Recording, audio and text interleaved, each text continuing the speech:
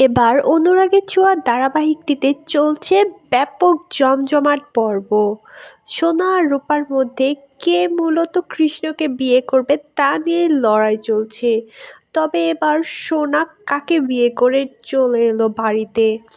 এবার কি হবে দীপার? দীপা কি মেনে নেবে তার মেয়ের এই অবৈধ বিয়েটা? সোনা কেন এটা করলো? রূপাকে কৃষ্ণ ভালোবাসে দেখেই কি সে প্রতিশোধ নেওয়ার জন্য এই কাহিনীটা করলো, নাকি সোনা বাবা মার উপর প্রতিশোধটা নিল? সেটা বুঝতে একটু সময় লাগবে। কিন্তু এবার কি হবে?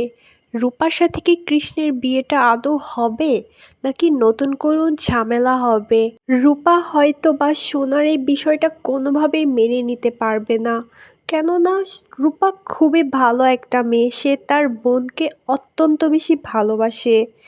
এমনকি সে নিজেও জানতো না কৃষ্ণ তাকে অনেক ভালোবাসে। সোনা কাকে বিয়ে করলো তার উপরই নির্ভর করে তার জীবনের পরবর্তী ধাপগুলো। এবার হয়তো বা সোনা সুখী হবে, নয়তো আরও বেশি কষ্টে থাকবে, সেটাই দেখার বাকি।